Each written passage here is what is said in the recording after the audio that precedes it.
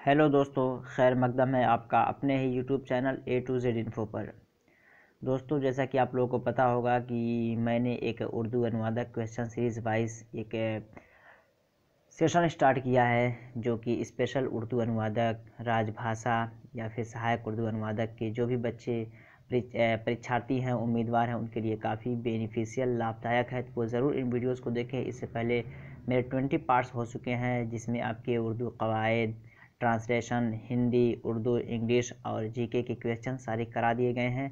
और अब मैंने जीके के क्वेश्चंस का भी सीरीज़ शुरू कर दिया है। इसी के साथ आपको मिलेगा, तो 20 पार्ट्स करा दिए गए हैं, उन्हें आप देख लीजिए। तो चलिए आज का देखते हैं। आज का सेशन काफ़ी अच्छा होने वाला है। हम डिटेल से समझेंगे, वीडियो लेंदी होगी, लेकिन फिर भी जितने भी क्वेश्चंस होंगे, आपके 15 क्वेश्चंस हैं, लेकिन हम कोशिश करेंगे कि उसके हर एक पहलू पे गौर करके आगे बढ़ें। देखते हैं क्वेश्चन नंबर 1। क्वेश्चन नंबर 1 में कहा जा रहा है, प्रतिशत का उर्दू अनुवाद क्या होगा। प्रतिशत ये जो आपका हिंदी का शब्द है, इसका उर्दू अनुवाद क्या होगा, उर्दू तर्जमा क्या होगा। तो दोस्तों, अगर आप एक वीडियो को देख रहे हैं तो एक कॉपी एक पेन लेके बैठिए, ताकि प्रैक्टिस के तौर पे आप भी प्रैक्टिस करते रहिए। वीडियो को पॉज करके रोक करके आप अपना आंसर दीजिए और लास्ट में बताइएगा कि आपके अपने कितने आंसर सही हुए, ताकि पता चले कि आप लोगों की तैयारी कैसे चल रही है। और ज़रूर बताइएगा कि कितना क्वेश्चन आपका सही हुआ। तो प्रतिशत का उर्दू क्या आपको बताना है। ऑप्शन देखते हैं। ए में सज़ा, 2 में आराम, 3 में घर, 4 में फीसद। तो अगर आपको पता है तो अपने कॉपी में नोट कर लीजिए। तो पहले हमारा मोटो क्या होता है कि हम जो भी वर्ड हो उसकी इंग्लिश, उर्दू, हिंदी सबको समझते चले। तो इसको प्रतिशत को क्या बोलते हैं, इंग्लिश में इसको बोलते हैं परसेंट। क्या बोलते हैं दोस्तों, परसेंट।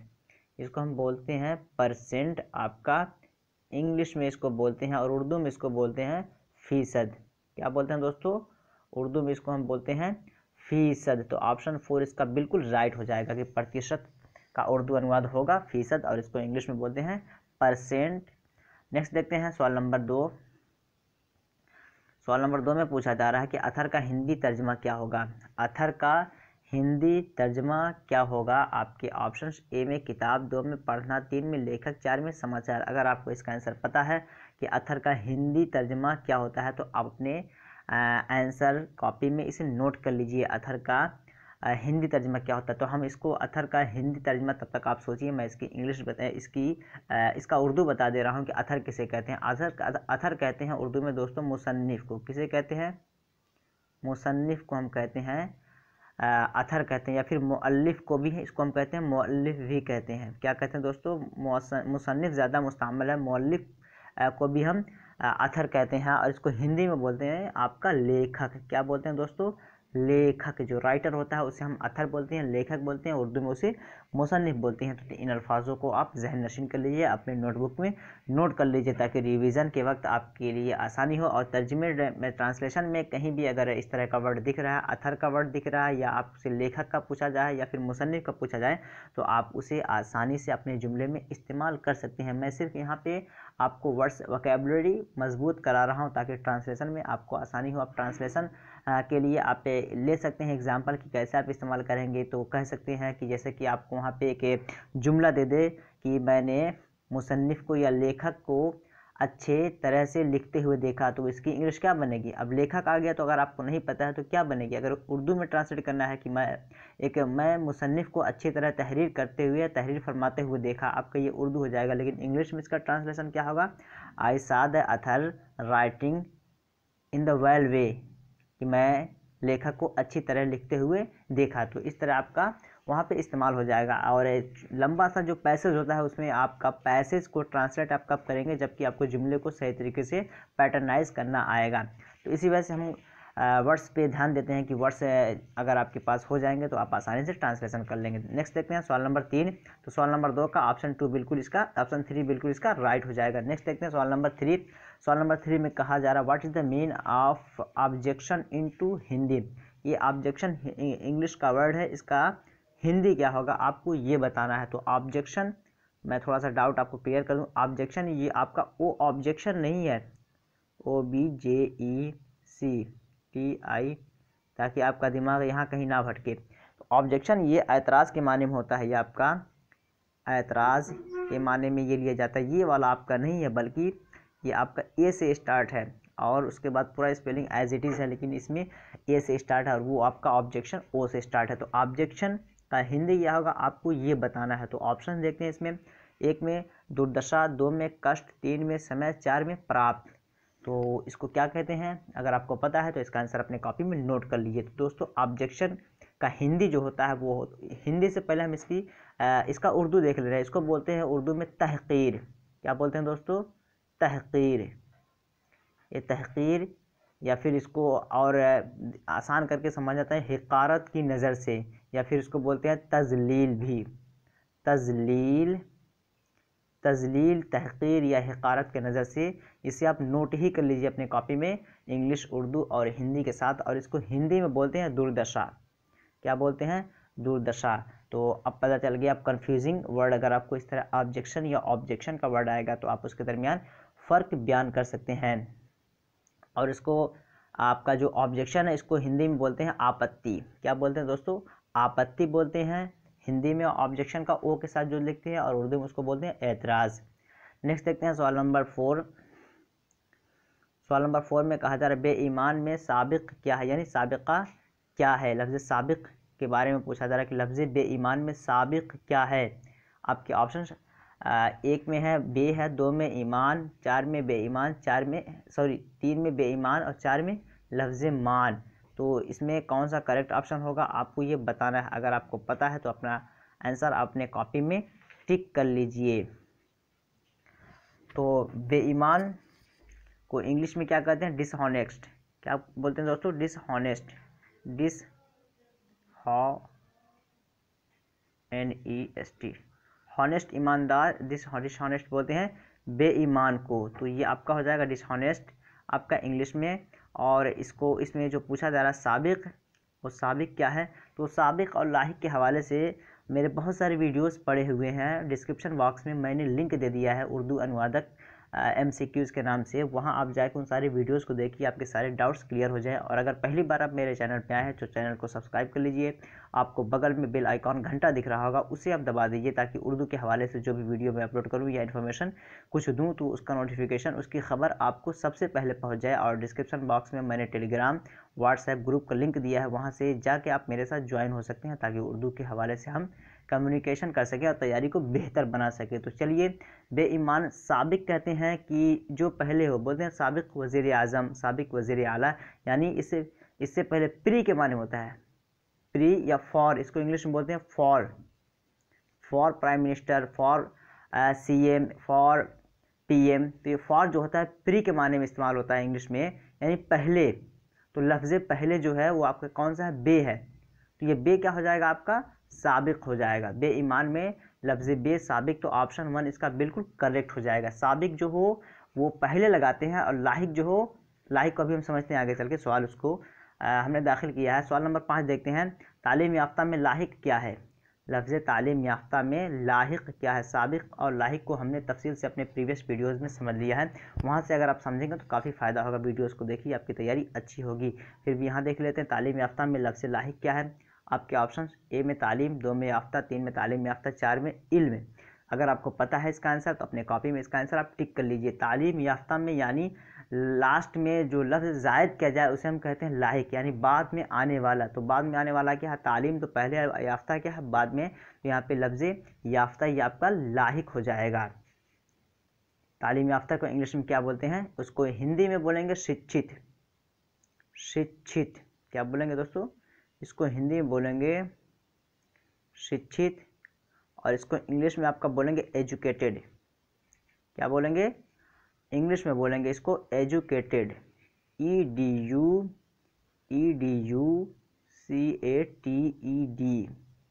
एजुकेटेड। तो हम समझ लिए कि तालीम याफ्ता को हिंदी में क्या बोलते हैं, उर्दू में क्या बोलते हैं और इंग्लिश में क्या बोलते हैं। तो इन मुफरदात को आप नोट कर लीजिए, आपको ट्रांसलेशन करने में दिक्कत नहीं होगी, आपको अल्फाज तलाशने की ज़रूरत नहीं पड़ेगी, आप आसानी से अच्छे से जुमले बना सकते हैं। नेक्स्ट देखते हैं सवाल नंबर 6 देखते हैं। सवाल नंबर 6 में एक मुहावरा दिया हुआ है, आसमान टूट पड़ना। इस मुहावरे का मतलब क्या है, आसमान टूट पड़ना, इस मुहावरे का मतलब क्या है आपसे पूछा जा रहा है। आपके ऑप्शंस ए में सख्त मुसीबत में आना, दो में सहूलियत होना, तीन में तारे गिनना, तो दोस्तों अगर आप उर्दू के परीक्षार्थी हैं तो मैं बार बार कहता हूँ कि आप अगर उर्दू के इम्तिहान देने जा रहे हैं तो मुहावरा, ज़रबुल मसल, अरबी के कुछ अल्फाज जो रोज़मर्रा ज़िंदगी में डेली रूटीन लाइफ में इस्तेमाल किए जाते हैं, फ़ारसी के कुछ अल्फाज, तो इन पे आपकी नज़र कड़ी होनी चाहिए ताकि आपकी तैयारी अच्छी हो। इसलिए कि उर्दू के सवालात जो ग्रामर के होते हैं यहीं कहीं से उठाए जाते हैं, बहुत ज़्यादा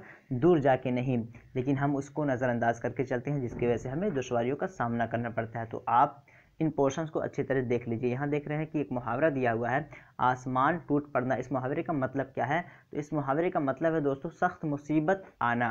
क्या दोस्तों?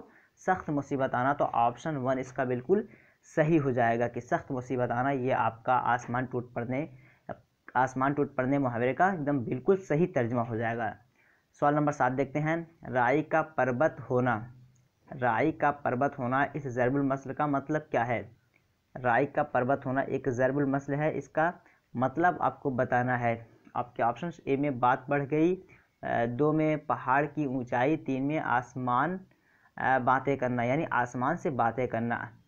तो आपको बताना है कि राई का पर्वत होना इस ज़रबुल मसल का मतलब क्या है। ज़रबुल मसल क्या होता है, इसका तर्जुमा क्या होगा, आपको ये बताना है। तो ज़रबुल मसल और मुहावरे बहुत सारे हैं, कोशिश कीजिए कि आप कुछ पढ़ लीजिए और जो बहुत ज़्यादा फेमस है उन्हें पढ़िए, क्योंकि इसको आपको रटना ही पड़ेगा, समझ के इसका काम नहीं चलता, बल्कि ये मजाज पे मुनहसर होता है कि ये अपने हक़ीक़ी माने में इस्तेमाल नहीं होता है। तो बात बढ़ गई इसका बिल्कुल सही हो जाएगा।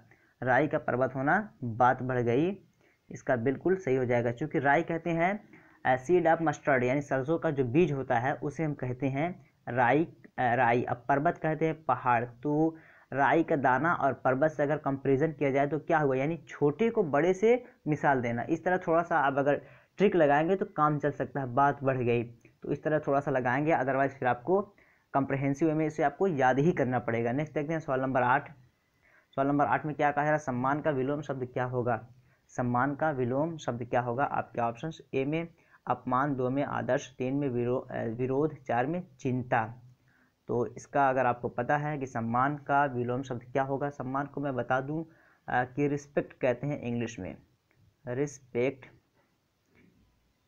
रिस्पेक्ट बोलते हैं, और इसको आपका उर्दू में बोलते हैं इज़्ज़त।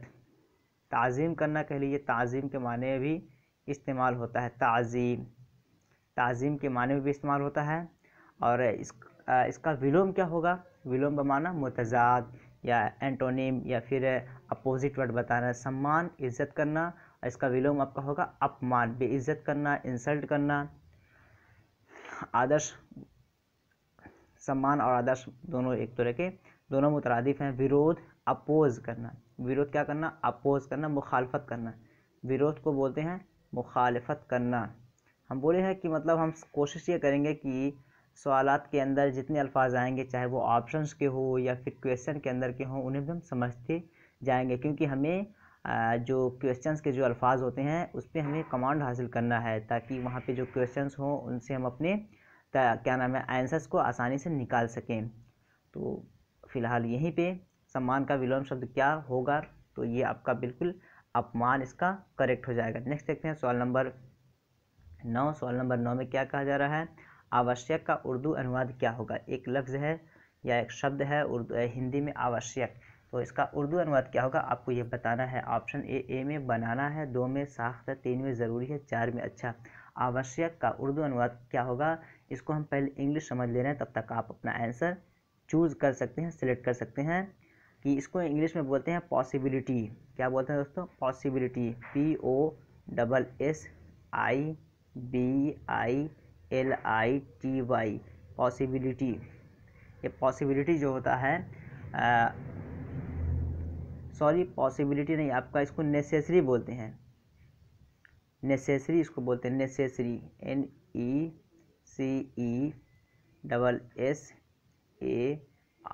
नेसेसरी जो होता है इसे हम बोलते हैं आवश्यक, यानी ये ज़रूरी के माने में इस्तेमाल होता है। तो सवाल नंबर 9 का ऑप्शन 3 बिल्कुल इसका करेक्ट हो जाएगा। आवश्यक किसे बोलते हैं, ज़रूरी या हाजत की चीज़ को बोलते हैं। इसका विलोम क्या होगा आपको बताना है, इसका विलोम क्या होगा, इस शब्द का आवश्यक का विलोम क्या होगा आपको बताना है। जो लोग भी इस वीडियो को देख रहे हैं तो वो कमेंट करके ज़रूर बताएं आवश्यक का विलोम क्या होगा।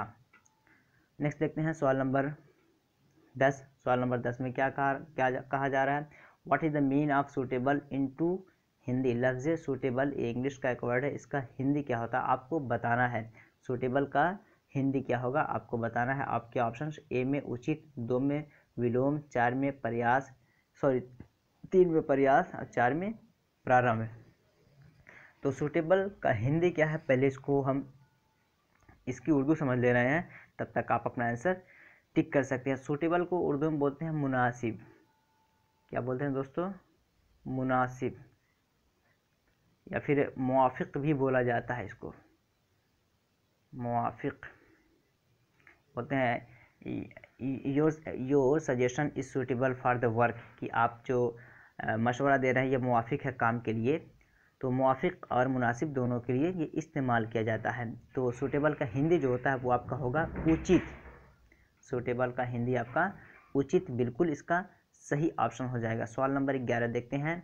ये ट्रांसलेशन का है कि आप ट्रांसलेशन कैसे करेंगे। कुछ बच्चों ने बोला कि सर इसमें ट्रांसलेशन के भी क्वेश्चन डालिए कि सेंटेंस या पैसेज के अंदर जो ट्रांसलेशन होंगे उसे हम कैसे करेंगे। तो दोस्तों ट्रांसलेशन जो आपका होता है, सिंपली अगर हम ग्रामर देखते हैं तो ग्रामर एक तरह का आसान तरीका है, लेकिन उसके अंदर थोड़ी सी मॉडिफिकेशन जब किया जाता है तो वो थोड़ी दुश्वारी पैदा हो जाती है। जिस तरह इस सेंटेंस को हम यहाँ दाखिल किए हैं, मैं किसान को खेत में थका हुआ देखा।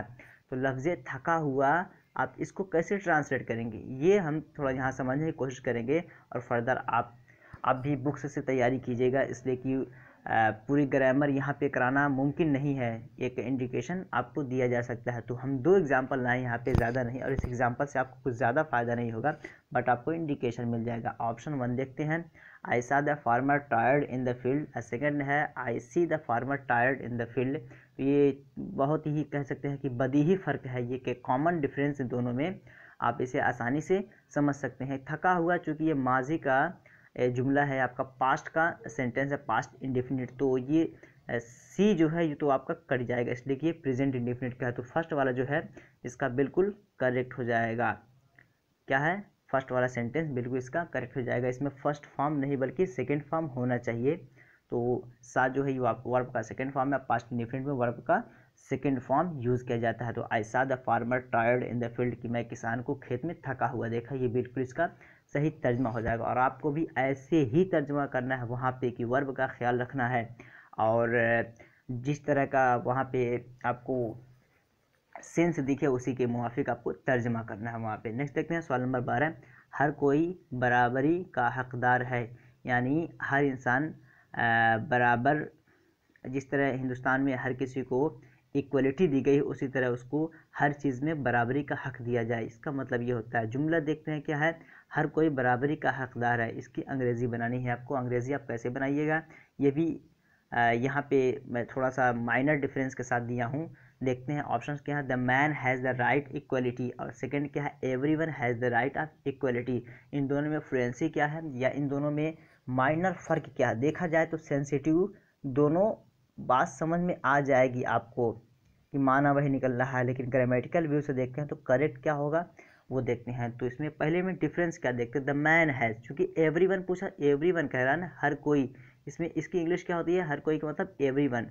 यहाँ अगर मैन दे रहा है तो ये भी सिंगुलर दे रहा है, अगर मेन देता तो कुछ हद तक ही चलता है। लफ्ज़ मैन दे रहा है तो किसी एक स्पेसिफिक पर्सन के बारे में बात कर रहा है। चूँकि यहाँ जुमला जो है हर कोई, तो यहाँ पे ऐसा लफ्ज़ होना चाहिए जो हर किसी के हक़ को शामिल करे। तो एवरीवन जो है हर किसी के हक़ को शामिल कर रहा है, तो ये बिल्कुल इसका करेक्ट हो जाएगा कि everyone has the right of equality, कि हर किसी को बराबरी का हक़ है। तो ये जुमला, इस जुमले का ट्रांसलेशन ये ऑप्शन 2 बिल्कुल सही हो जाएगा। थोड़ा सा फ़र्क होने की वजह से आपका ग्रामेटिकल व्यू से जुमला ख़राब हो गया। इन्हीं बातों को ध्यान रखना है आपको ट्रांसलेशन करते वक्त। नेक्स्ट देखते हैं सवाल नंबर 13, मुमकिन का हिंदी तर्जमा क्या होगा। एक लफ्ज़ है उर्दू का मुमकिन, इसका हिंदी तर्जमा क्या होगा आपको ये बताना है। दोस्तों ये बहुत ही सिलेक्टेड क्वेश्चंस है, और इन क्वेश्चंस का मेन मकसद, ये मोटो ये है कि आपको मुफरदात याद करा दिए जाए। अगर आपको मुफरदात याद हो जाएंगे तो आपको थोड़ा बहुत भी कवायद पर अबूर होगा, ग्रामर पे कमांड होगा, तो आप इन वर्ड्स के ज़रिया आप अपने जुमले को अच्छे बना सकते हैं। देखते हैं ऑप्शंस क्या है, ए में शक्ति, 2 में क्षमता, और 3 में संभावना, 4 में प्रेम। तो अगर आपको पता है इसका आंसर तो अपने कॉपी में नोट कर लीजिए कि मुमकिन का हिंदी तर्जुमा क्या होगा। तो मुमकिन को बोलते हैं पॉसिबिलिटी इंग्लिश में। अब तब तक आप अपना हिंदी ट्रांसलेशन सोच लीजिए। इसको बोलते हैं पॉसिबिलिटी,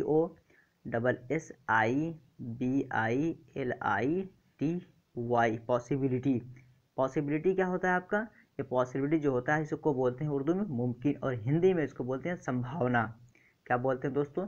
हिंदी में इसको बोलते हैं संभावना। तो उर्दू, हिंदी, इंग्लिश तीनों हम समझ गए। बोलते हैं कि ये इस काम के होने का संभावना ज़्यादा है, तो इसको कह सकते हैं किस काम के होने का इम्कान ज़्यादा है। और इंग्लिश में इसको कह सकते हैं it's most possible the work should be done, ज़्यादा मुमकिन है कि काम हो जाना चाहिए। तो इस तरह का हम तीनों ज़बानों में इसे इस्तेमाल करते हैं। सवाल नंबर 14 देखते हैं। सवाल नंबर 14 में क्या कहा जा रहा है? कठिन समय। कठिन समय का अंग्रेज़ी क्या है? लफ्ज़ कठिन समय हिंदी का है कि इसको बोलते हैं, इस तरह के लफ्ज़ को हम क्या बोलते हैं? फ्रेज़ बोलते हैं, PHRASE। इंग्लिश में इसको हम बोलते हैं फ्रेज़। फ्रेज़ क्या होता है कि दो लफ्ज़ मिल के कोई एक लफ्ज़ बनाए जो कि इनकम्प्लीट हो। कठिन, एक कठिन अलग है, समय अलग है, लेकिन कठिन और समय को मिला देते हैं तो एक तरह का एक नाक़िस जुमला बन जाता है, इनकम्प्लीट, मीनिंगलेस आपका एक सेंटेंस बन जाता है। तो कठिन समय का इंग्लिश क्या है आपको ये बताना है ऑप्शन देख करके। तो ऑप्शन देखते हैं। ए में टाइम ऑफ डिफ़िकल्टी, 2 में स्ट्रगलिंग, 3 में वेस्टिंग टाइम। तो कठिन समय का अंग्रेज़ी अगर आपको पता है तो ऑप्शन देख के इसका आंसर टिक कर सकते हैं। कठिन समय को उर्दू में बोलेंगे मुसीबत का वक्त, मुसीबत का वक्त, मुसीबत का वक्त बोलते हैं इसको आपका उर्दू में। और इंग्लिश में क्या है ये आपको बताना है। तो दोस्तों इंग्लिश में इसको बोलते हैं time of difficulty. Time of difficulty को बोलते हैं कठिन समय या फिर मुसीबत का वक्त। तो उर्दू, हिंदी, इंग्लिश तीनों मुफ़रदात को हम यहाँ समझ लिए। आप अपनी कॉपी में नोट कर लीजिए, जहन में इसे बिठा लीजिए ताकि आपको आसानी हो। लास्ट देखते हैं आज का लास्ट ये 15वां नंबर है। चूँकि मुझे वो इसका उर्दू अनुवादक का जो जीके है वो भी कराना है, इसी वजह से मैं यहाँ पे नंबर ऑफ़ क्वेश्चंस को डिक्रीज़ कर दिया हूँ, 15 ही रखा हूँ। उसमें अभी जस्ट इसके बाद मुझे उसका भी अपलोड करना है। वो 20 क्वेश्चंस होंगे, वो काफ़ी अच्छे होंगे जो कि बिहार लेवल के होंगे, तो आप उसे भी ज़रूर देखिएगा। पार्ट नंबर 22 होकर आएगा, जस्ट इसके बाद आएगा। तो टाइम ऑफ डिफ़िकल्टी ये उसका बिल्कुल करेक्ट हो गया। 15 नंबर देखते हैं। What is the mean of celebrity into Urdu. लफ्ज़ सेलिब्रिटी का उर्दू आपको बताना है, CELEBRITY। सेलिब्रिटी का स्पेलिंग आप सुन लीजिए, CELEBRITY, सेलिब्रिटी। इसको उर्दू में क्या बोलते हैं आपको ये बताना है। ऑप्शंस, ए में अजीमुल मर्तबत, 2 में त्योहार, 3 में खुशियाँ, 4 में हंसी। तो सेलिब्रिटी का उर्दू तर्जुमा क्या होगा? तो दोस्तों सेलिब्रिटी को उर्दू में क्या बोलते हैं? उसको बोलते हैं अजीमुल मर्तबत। क्या बोलते हैं? अजीमुल मर्तबत बोलते हैं। सेलिब्रिटी मतलब जो बड़े बड़े लोग होते हैं या फिर सुपरस्टार लोग जो होते हैं उनके लिए हम सेलिब्रिटी का वर्ड यूज़ करते हैं। सेलिब्रिटी का उर्दू में अगर देखेंगे तो अजीमुल मर्तबत इसका ट्रांसलेशन होता है। तो दोस्तों ये सेशन अगर आपको अच्छा लगा हो, वीडियो लाइक कीजिए और उन तमाम दोस्तों को शेयर कीजिए जो कि उर्दू परीक्षार्थी हों, उर्दू के मुतमन्नी हैं, या आपके मोबाइल में कोई ऐसा ग्रुप है जो उर्दू के पर्पज़ से बनाया गया है तो उसमें भी शेयर कर दीजिए ताकि उन तमाम को बेनिफिट हो सके। तो चलिए फिर मिलते हैं अगले पार्ट में, तब तक के लिए हैव अ नाइस डे। लेकिन ज़रूर बताइएगा कि आपके कितने क्वेश्चन सही हुए, इससे पता चलेगा कि आपकी तैयारी कैसे चल रही है। फिर मिलते हैं। That's all, thank you.